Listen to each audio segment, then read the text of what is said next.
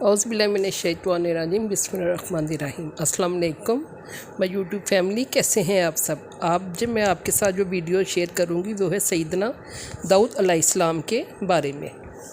तज़किरा हज़रत शमूएल अलैहिस्सलाम में हज़रत दाऊद अलैहिस्सलाम का मुख्तसरन ज़िक्र आ चुका है कि वो जालूत से मारका राय में अपनी बेनज़ीर शुजाअत और सलाहियत का मुज़ाहिरा कर चुके थे, जिसकी वजह से बनी इसराइल में उनकी शख्सियत काबिल एहतराम हो चुकी थी।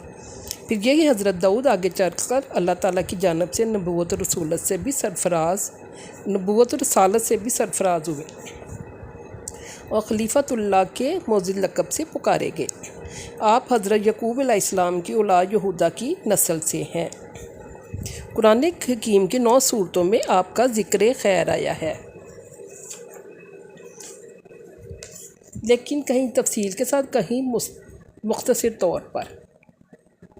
आयात की तफसील इन सूरतों में है। सूरह बकरा की आयत नंबर 251, सूरह निसा की आयत नंबर 163, सूरह माइदा की आयत नंबर 78, सूरत इनाम की आयत नंबर 84 से 90 तक, सूरत इसरा की आयत नंबर 55, सूरत अंबिया की आयत नंबर 78 से 82 तक, सूरह नमल की आयत नंबर 15 से 44 तक, सूरह सबा की आयत नंबर 10 से 14 तक, और सूरह स्वा की आयत नंबर 17 से लेके 26 तक और 30 से 40 तक। कुल आयात 71 है। नबूवत बनी इसराइल में हज़रत दाऊद अलैहिस्सलाम की मकबूलियत और हर दिल अजीज़ी की एक अलामत ये भी है कि हज़रत तालूत की मौजूदगी ही में कौम ने इन्हें अपना हाकम और सरदार तजवीज़ कर लिया था। इस तरह अनानी हुकूमत भी हज़रत दाऊद अलैहिस्सलाम के हाथ आ गई। इसके बाद अल्लाह ताला का एक ख़ास इनाम ये भी हुआ कि वह मनसब नबूवत से भी सरफराज कर दिए गए।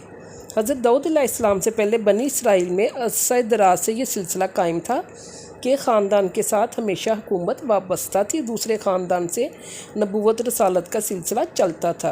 औलाद यकूब में से यहूदा के घराने में नबूवत का सिलसिला था और इफ्राइम के ख़ानदान में हुकूमत और सल्तनत थी। हज़रत दाऊद अलैहिस्सलाम पहले शख्स हैं जिनके अंदर ये दोनों नेमतें यकजा कर दी गई थीं। वो अल्लाह के पैगम्बर और रसूल भी थे और साहिब तख्त व ताज भी। अंबिया कराम की जमात में हज़रत आदम अलैहिस्सलाम के अलावा किसी और नबी को खलीफतुल्लाह के लक़ब से कुरान हकीम ने याद नहीं किया। हज़रत दाऊद अलैहिस्सलाम दूसरे नबी रसूल हैं जिनको ये लक़ब दिया गया। हदूद हुकूमत हज़रत दाऊद अलैहिस्सलाम की शजाअत और बसालत, क़ुव्वत फ़िक्र और तदबीरिया ऐसे बुलंद औसाफ़ थे कि हर मौका पर फ़तह नुसरत शामिल हार रहती थी। दुश्मन ख्वाह कितना ही कवि और लातादाद हो, हमेशा कामयाबी शामिल हार रहती थी। इक़्तिदार के हाथ आने के थोड़ा ही अरसा में शाम शर्क़ उर्दन के तमाम इलाक़ों पर गलबा तसल्लुत हासिल हो गया था।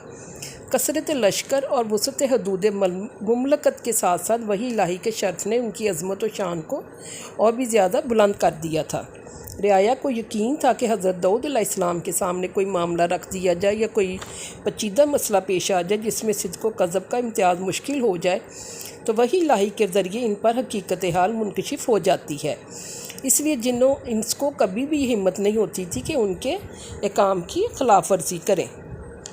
उनके वाक़यात होते थे जिनकी वजह से हज़रत दाऊद अलैहिस्सलाम के हुक्म के आगे सब फर्मा बरदार थे। कुरान हकीम की सूरह बकरा में आयत नंबर 251 में, जिसका तर्जुमा कुछ इस तरह है, और अल्लाह ने उनको हुकूमत और नबूवत अता की और जो जो इल्म चाहा वो सिखाया। सूरह स्वाद की आयत नंबर 26 का तर्जुमा कुछ इस तरह है, ए दाऊद, हमने तुम्हें ज़मीन में खलीफा बनाया है, लिहाजा तुम लोगों के दरमियान इंसाफ के साथ हुकूमत करना और ख्वाहिश नफ्सी की पैरवी ना करना कि वो तुमको अल्लाह की राह से दूर कर देगी। और बेशक जो लोग अल्लाह की राह से भटकते हैं उनके लिए सख्त असाब है कि वो यौमुल हिसाब को भूल गए। सूरह अंबिया की आयत नंबर 79 का तर्जुमा कुछ इस तरह है, और हमने हर एक दाऊद व सुलेमान को हुकूमत बख्शी और इल्म अता किया। किताबुल्लाह ज़बूर बनी इसराइल की रुश्द व हदायत के लिए बुनियादी तौर पर तौरात ही अल्लाह की किताब थी। इसके मुताबिक अंबिया बनी इसराइल कौम की रहनुमाई किया करते थे, लेकिन हालात व वाक़ियात ज़माना के लिहाज से अल्लाह ताला ने हज़रत दाऊद अलैहिस्सलाम को भी किताब अता की थी जिसमें तौरात के मुताबिक अहकाम थे और मज़ीद چند تشریحات بھی تھیں، لیکن اس کا بیشتر حصہ اللہ تعالیٰ کی حمد و ثنا، تسبیح و تقدیس پر مشتمل تھا۔ پھر اللہ تعالیٰ نے حضرت داؤد علیہ السلام کو ایسا دل آویز لہن عطا فرمایا تھا کہ جب وہ زبور شریف کی تلاوت فرماتے تو جنات و انسان حتیٰ کہ پرندے وحشی جانور تک وجد میں آ جاتے تھے۔ روایت حدیث میں یہ بھی ہے کہ یہی تلاوت جب دریا کے کنارے کی جاتی تو بہتا پانی رک جاتا تھا۔ مصنف کے مطابق اور دیگر کتب حدیث میں یہ روایت موجود ہے کہ نبی کریم صلی اللہ علیہ وسلم کو جب ابو موسیٰ اشعری رضی اللہ عنہ کی تلاوت قرآن کو سماعت فرماتے تو یہ ارشاد ابو موسیٰ رضی اللہ عنہ کو اللہ تعالیٰ نے لہن داؤدی عطا کی ہے۔ زبور کے معنی حصے اور ٹکڑے کے ہیں۔ چونکہ یہ کتاب دراصل تورات کی تکمیل کے لیے نازل کی گئی تھی تو اس کا نام زبور رکھا گیا، وہ یہ بھی تورات کا ایک حصہ اور جز ہے۔ زبور چند ایک قصائد اور مسبق کلمات کا مجموعہ تھا جس میں اللہ تعالیٰ کی حمد و ثنا، انسان کی ابدیت و عجز کا اعتراف اور پند و نصیحت، نتائج و عبر کے مضامین تھے۔ مسند احمد کی ایک روایت سے معلوم ہوتا ہے کہ زبور کا نزول رمضان المبارک میں ہوا اور وہ مواعظ و حکم کا مجموعہ تھی۔ اس کتاب میں نبی کریم صلی اللہ علیہ وسلم آپ کے صحابہ کے متعلق سے بشارتیں موجود تھیں۔ قرآن حکیم میں اس کی تصدیق موجود ہے۔ سورہ انبیاء کی آیت نمبر 105 جس کا ترجمہ کچھ اس طرح ہے: ہم نے زبور میں نصیحت کے بعد یہ لکھ دیا تھا کہ زمین کے وارث میرے نیک بندے ہوں گے۔ مفسرین نے یہ تصریح کی ہے کہ آیت مذکورہ میں زبور کے جس واقعے کا اظہار کیا گیا ہے وہ نبی کریم صلی اللہ علیہ وسلم اور آپ کے صحابہ کرام کی بشارت سے متعلق ہے۔ بخاری شریف کتاب الانبیاء میں ایک روایت ہے کہ حضرت داؤد علیہ السلام پوری زبور کو اتنے مختصر وقت میں تلاوت کر لیا کرتے کہ جب گھوڑے پر ذہن کسنا شروع کرتے تو تلاوت بھی شروع کر دیتے، اور جب کس کر فارغ ہو جاتے تو پوری زبور تلاوت کر چکے ہوتے۔ دراصل یہ حضرت داؤد علیہ السلام کا معجزہ تلاوت تھا جو اللہ تعالیٰ نے انہیں عطا کیا۔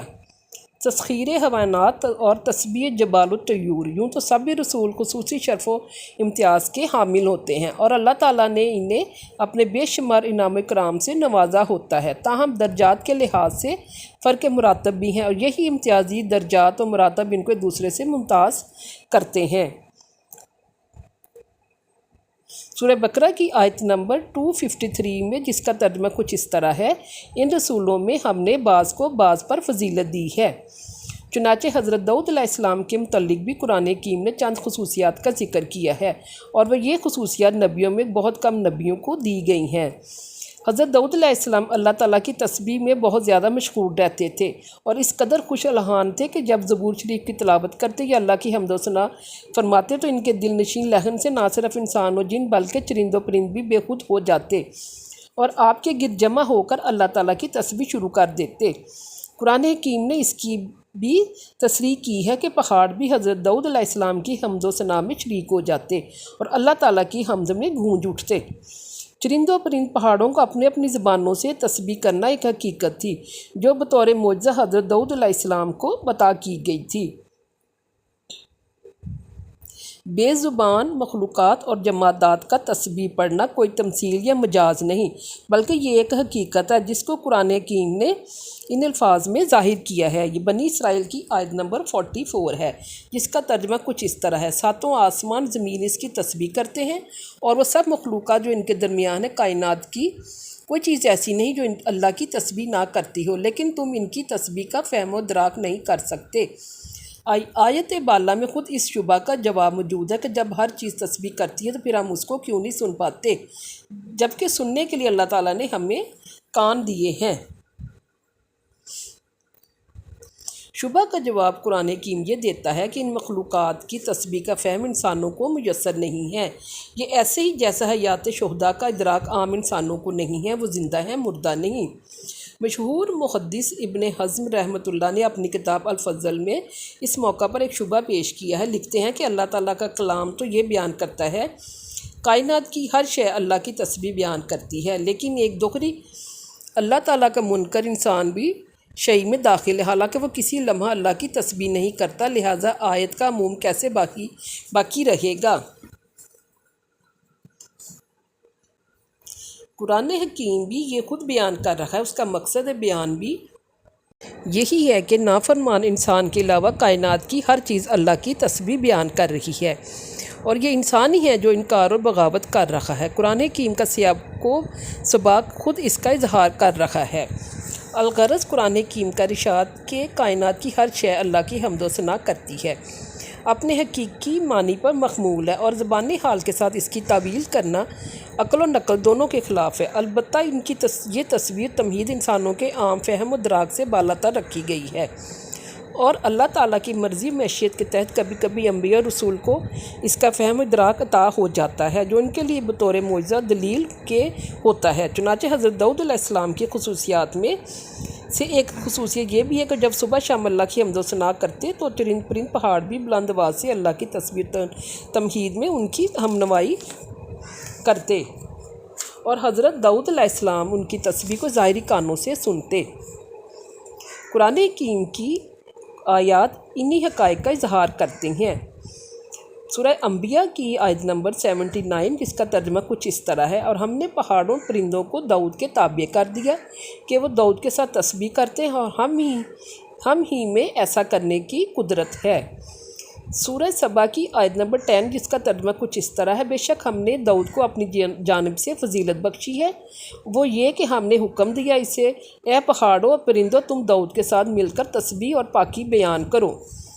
سورہ سواد کی آیت نمبر 18 اور 19، جس کا ترجمہ کچھ اس طرح ہے: بے شک ہم نے پہاڑوں کو داؤد کے لیے مسخر کر دیا کہ ان کے ساتھ صبح شام تسبیح کرتے ہیں، پرندوں کے پرے کے پرے جمع ہوتے ہیں، سب ان کی تسبیح کی وجہ سے مشغول ذکر رہتے ہیں۔ لوح اور فولاد۔ جبکہ حضرت داؤد علیہ السلام کی حکومت و سلطنت وسیع تر تھی، باوجود اس کے مملکت کے مالیہ سے ایک درہم بھی نہیں لیتے، اور اپنا اور اہل عیال کی معاش کا بار بیت المال پر نہیں ڈالتے تھے، بلکہ اپنی محنت ہاتھ کی کمائی سے حلال روزی حاصل کرتے اسی کو ذریعہ معاش بنایا تھا۔ حضرت داؤد علیہ السلام کے اسی وصف معاش کو حدیث شریف میں اس طرح سراہا گیا ہے۔ نبی کریم صلی اللہ علیہ وسلم نے ارشاد فرمایا: کسی انسان کا بہترین رزق اس کے اپنے ہاتھ کی محنت سے کمایا ہوا رزق ہے، اور اللہ کے نبی حضرت داؤد علیہ السلام اپنے ہاتھ کی محنت سے روزی کماتے تھے۔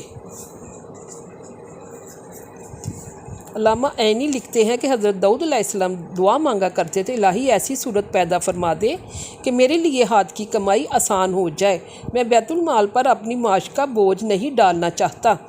چنانچہ حضرت داؤد علیہ السلام کی اس خواہش کو اللہ تعالیٰ نے اس طرح پورا فرما دیا کہ ان کے ہاتھ میں لوہے اور فولاد کو نرم کر دیا۔ جب وہ کوئی چیز بنانا چاہتے تو بغیر کسی آلات و اوزار کے فولاد کو جس طرح چاہتے کام میں لاتے، اور ان کے ہاتھ میں آتے ہی موم کی طرح نرم ہو جاتا تھا۔ قرآن حکیم نے اس حقیقت کو اس طرح بیان کیا ہے۔ آیت کا ترجمہ کچھ اس طرح ہے: ہم نے داؤد کے لیے لوہا نرم کر دیا کہ بنائیں زریں کشادہ جنگی آہنی لباس، اور ان کے جوڑ میں مناسب انداز رکھیں، اور تم سب نیک کام کریں، میں خوب دیکھ رہا ہوں جو کچھ تم لوگ کر رہے ہو۔ سورہ انبیاء کی آیت نمبر 80 کا کچھ ترجمہ اس طرح ہے: ہم نے داؤد کو سکھائی ذرہ بنانے کی صنعت تمہارے نفع کے لیے، تاکہ تم لڑائی کے موقع پر اس سے بچاؤ حاصل کر سکو، پس کیا تم شکر گزار بنتے ہو؟ تاریخ سے پتہ چلتا ہے کہ حضرت داؤد علیہ السلام سے پہلے لوہے کی صنعت نے اس حد تک تو ترقی کر لی تھی کہ فولاد کو پگھلا کر اس کی سپاٹ تختیاں بنا لی جاتی تھیں، اور پھر ان کو جوڑ کر جنگی لباس تیار کیا جاتا تھا۔ لیکن یہ لباس بہت وزنی اور بھاری بھرکم جسم رکھتا تھا، جو صرف قوی ہیکل انسانوں کے استعمال کے لیے ممکن تھا۔ حضرت داؤد علیہ السلام پہلے رسول ہیں جن کو اللہ تعالیٰ نے تعلیم وحی کے ذریعے ایسی زرہیں ایجاد کرنے کی توفیق دی جو باریک زنجیروں کے حلقوں سے بنائی جاتی تھیں۔ ہلکی اور کم وزن ہونے کی وجہ سے ہر انسان اس کو پہن کر میدان جنگ میں آسانی سے نقل و حرکت کر سکتا تھا۔ حضرت داؤد علیہ السلام کو اللہ تعالیٰ نے یہ بھی شرف عطا فرمایا تھا کہ وہ پرندوں کی بولیاں سمجھ لیا کرتے تھے، اور وہ پرندوں سے گفتگو بھی کر لیتے تھے۔ قرآن حکیم نے حضرت داؤد علیہ السلام کے دور قرآنی کے 2 مقدمات کا خاص طور پر ذکر کیا ہے۔ حضرت داؤد علیہ السلام کو اللہ تعالیٰ نے فہم کامل اور جھگڑا چکانے کا خاص ملکہ عطا فرمایا تھا۔ قرآن حکیم نے اس خصوصیات کو فصل الخطاب کے عنوان سے ظاہر کیا ہے۔ ایک مرتبہ حضرت داؤد علیہ السلام کی خدمت میں 2 شخص ایک مقدمہ لے کر حاضر ہوئے۔ ان میں سے ایک نے کہا: میری تیار شدہ کھیتی کو اس کے بکریوں نے تباہ کر دیا ہے اور میرا پورا کھیت ختم ہو گیا۔ دوسرے نے اس کا اعتراف کیا۔ حضرت داؤد علیہ السلام نے اپنے علم و حکمت کے پیش نظر یہ فیصلہ دیا کہ مدعی کی کھیتی کا نقصان چونکہ مدعی علیہ کے بکریوں کی قیمت کے قریب ہے، لہٰذا یہ پورا غلہ بطور تاوان مدعی کو دے دیا جائے۔ حضرت سلیمان علیہ السلام جو بھی کم عمر تھی اس وقت اپنے والد ماجد کے نزدیک ہی بیٹھے تھے۔ کہنے لگے ابا جان اگرچہ آپ کا فیصلہ صحیح ہے مگر اس سے بھی زیادہ مناسب شکل یہ ہے کہ مدعی علیہ کا تمام ریوڑ مدعی کے سپرد کر دیا جائے تاکہ وہ اس کے دودھ اور اون سے فائدہ اٹھائے۔ مدعی علیہ سے کہا جائے کہ اس مدت میں مدعی کے کھیت کی خدمات انجام دے اور جب کھیت کی پیداوار اپنی اصل حالت پر آ جائے تو کھیت مدعی کے سپرد کر کے اپنا ریوڑ واپس لے لے۔ حضرت داؤد علیہ السلام کو بیٹے کا یہ فیصلہ بہت پسند آیا، اسی کے مطابق فیصلہ سنا دیا۔ قرآن حکیم نے بھی اس طرف اشارہ کیا کہ اس معاملے میں صاحبزادے سلیمان علیہ السلام کا فیصلہ زیادہ مناسب رہا۔ فصل خصوصیات کا دوسرا مشہور واقعہ قرآن حکیم نے قدر تفصیل سے بیان کیا ہے۔ یہ واقعہ دراصل حضرت داؤد علیہ السلام کی آزمائش سے متعلق ہے۔ قرآن حکیم نے اس واقعہ کو اسی آزمائشی حیثیت سے بیان کیا ہے کہ اس آزمائش میں حضرت داؤد علیہ السلام سے کچھ لغزش سی ہو گئی تھی جس پر انہوں نے اپنی بندگی اور اعتراف تقصیر کا فوری اظہار کیا اور یہ بات اللہ تعالیٰ کو بہت پسند آئی، اور اسی غرض کے تحت یہ واقعہ قرآن حکیم میں بیان کیا گیا ہے کہ اللہ کے نیک بندوں سے جب کوئی نادانستہ لغزش ہو جاتی ہے تو فوری متنبع ہو جاتے ہیں، بارگاہ الہی میں توبہ استغفار کے لیے سر مسجود ہو جاتے ہیں۔ انبیاء کرام کے ایسے واقعے جن میں ان سے کچھ لغزش ہو گئی اسی غرض کے لیے قرآن کریم میں یہ بیان کیے گئے ہیں۔ حضرت آدم علیہ السلام کا ممنوعہ درخت سے کچھ کھا لینا، حضرت نوح علیہ السلام کا اپنے مشرک بیٹے کے لیے دعا کرنا، حضرت ابراہیم علیہ السلام کا اپنے آپ کو بیمار ظاہر کرنا، حضرت موسیٰ علیہ السلام کے ہاتھ ایک کتبی کا مارا جانا، حضرت یونس علیہ السلام کا وحی الہی کا انتظار کیے بغیر ہجرت کر جانا وغیرہ۔ ان واقعات کا قرآن حکیم میں دہرایا جانا اسی مقصد کے تحت ہے کہ اطاعت گزار بندوں سے جب بھی کوئی لغزش ہو جاتی ہے بغیر کسی تاخیر بارگاہ الہی میں توبہ استغفار کرتے ہیں۔ انبیاء کرام کا یہ اسوہ ساری انسانیت کے لیے درس و رہنمائی کا ذریعہ قرار پاتا ہے، جو ایسے واقعات میں قرآن حکیم کا بنیادی مقصد ہوتا ہے۔ منقول ہے کہ حضرت داؤد علیہ السلام نے اپنے روزمرہ کی معمولات کو 4 دنوں پر اس طرح تقسیم کر لیا تھا: ایک دن خالص عبادت الہی کے لیے، ایک دن فصل مقدمات کے لیے، ایک دن بنی اسرائیل کی رشد و ہدایت کے لیے اور ایک دن خالص اپنی ذات کے لیے۔ علامہ ابن حزم ظاہری رحمۃ اللہ لکھتے ہیں ایک واقعے کے بارے میں کہ 2 شخص اچانک محراب داؤد میں داخل ہو گئے جہاں حضرت داؤد علیہ السلام مشغول عبادت تھے۔ چونکہ ان دونوں کا معاملہ ایک نازک شکل اختیار کرنے والا تھا اس لیے اس کے طے کرانے میں دونوں کو عجلت تھی۔ جلد بازی میں دروازہ کھلوانے کے بجائے دیوار پھانک کر داخل ہو گئے۔ یہ دونوں شخص عبادت الہی والے دن داخل ہوئے اور وہ بھی دیوار پھاند کر۔ حضرت داؤد علیہ السلام نے اچانک خلاف معمول اس طرح 2 انسانوں کو موجود پایا تو بتقاضائے بشری گھبرا گئے۔ دونوں نے صورتحال کا اندازہ کرتے ہوئے عرض کیا کہ آپ خوف نہ کریں، ہم دونوں ایک جھگڑے میں آپ سے فیصلہ لینے آئے ہیں۔ یہ کہہ کر ان میں سے ایک نے اپنی بات شروع کر دی کہ یہ میرا بھائی ہے، اس کے پاس 99 دمبیاں ہیں یعنی بکریاں ہیں اور میرے پاس صرف 1 بکری ہے۔ یہ مجھ سے اصرار کرتا ہے کہ یہ 1 بکری بھی میرے حوالے کر دے، اس نے مجھے گفتگو میں مغلوب کر دیا ہے۔ حضرت داؤد علیہ السلام نے جواب دیا، اس شخص نے اپنی بکریوں کے ساتھ تیری بکری ملا لینے کا مطالبہ کر کے یقیناً تجھ پر ظلم کیا ہے، اور واقعہ یہ ہے کہ مل جل کر ساتھ رہنے والے لوگ اکثر ایک دوسرے پر زیادتیاں کرتے رہتے ہیں، بس وہی لوگ اس سے بچے ہوئے ہیں جو ایمان رکھتے ہیں اور نیک عمل کرتے ہیں، اور ایسے لوگ بہت کم ہیں۔ یہاں یہ شبہ نہ ہونا چاہیے کہ حضرت داؤد علیہ السلام نے ایک ہی فریق کی بات سن کر اپنا فیصلہ کیسے دے دیا۔ حقیقت یہ ہے کہ جب مدعی کی شکایت پر مدعا علیہ خاموش رہا، اس کی تردید میں کچھ نہ بولا، تو یہ خود اس کے اقرار کا ہم معنی سمجھا جاتا ہے۔ اس لیے حضرت داؤد علیہ السلام نے اپنی یہ رائے قائم کی کہ واقعہ وہی کچھ ہے جو مدعی بیان کر رہا ہے۔ بہرحال حضرت داؤد علیہ السلام نے یک طرفہ فیصلہ دے دیا، لیکن بات کے ختم ہوئے ابھی کچھ دیر نہ ہوئی تھی کہ حضرت داؤد علیہ السلام کو شدت سے احساس ہو گیا کہ اللہ تعالیٰ نے دراصل اس واقعہ سے میری آزمائش کر لی ہے۔ فوری توبہ استغفار کرتے ہوئے سجدہ میں گر پڑے۔ قصور کی نوعیت ایسی شدید نہ تھی کہ اسے معاف نہ کیا جاتا۔ اللہ تعالیٰ نے انہیں معاف کر دیا اور دنیا آخرت میں ان کو جو بلند مقام عطا تھا وہ بھی برقرار رکھا۔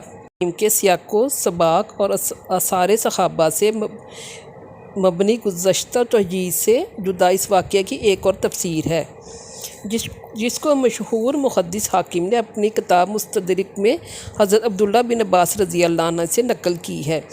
اور دیگر محدثین نے اس روایت کو صحیح اور حسن تسلیم کیا ہے۔ حضرت ابن عباس رضی اللہ عنہ حضرت داؤد علیہ السلام کی آزمائش کا ذکر کرتے فرماتے ہیں، ایک مرتبہ حضرت داؤد علیہ السلام نے جناب الہی میں عذرائے ناز عرض کیا، الہی دن رات میں ایک ساتھ بھی ایسی نہیں گزرتی کہ داؤد یا آل داؤد میں سے کوئی شخص ایک لمحہ کے لیے بھی تیری تسبیح تحلیل میں مشغول نہ رہتا ہو۔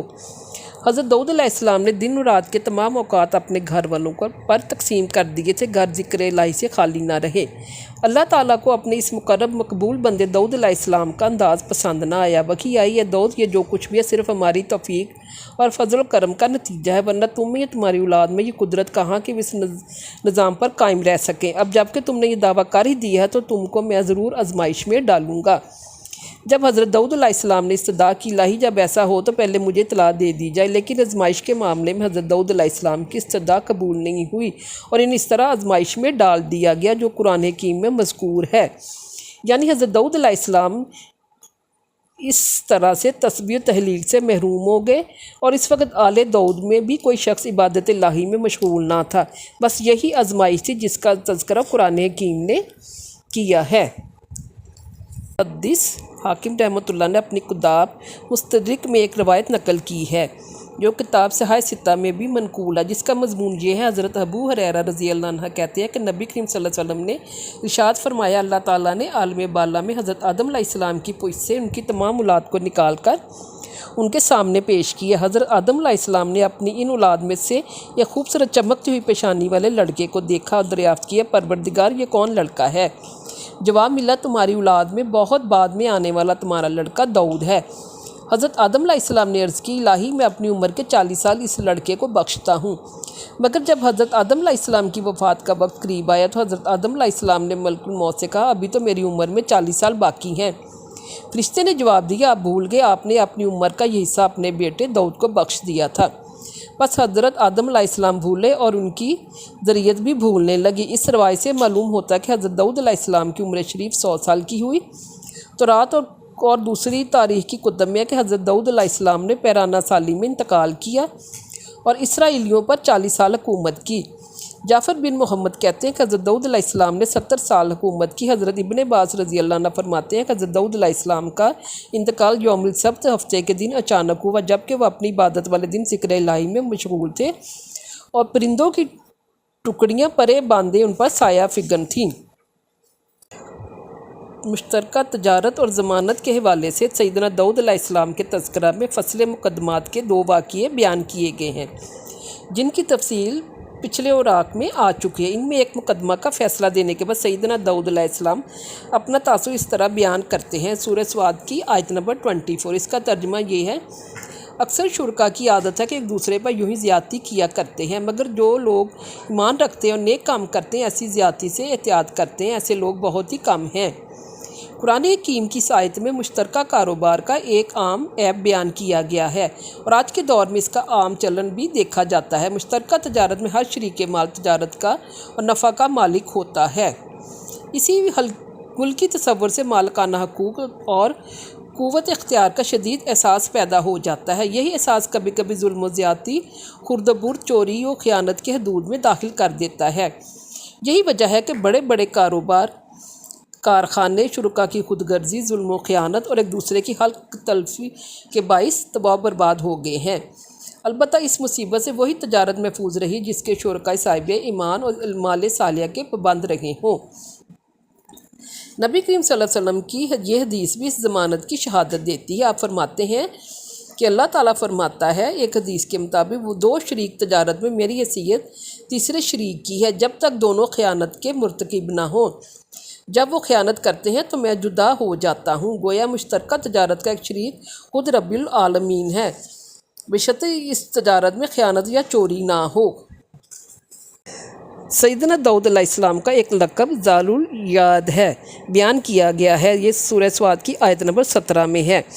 اس کا لفظی ترجمہ ہاتھوں والا، اور یہ لفظ جب صفت کے طور پر استعمال کیا جو اس کے لفظی معنی مراد نہیں ہوتے اور نہ اس معنی کے لیے لفظ استعمال ہوتا ہے۔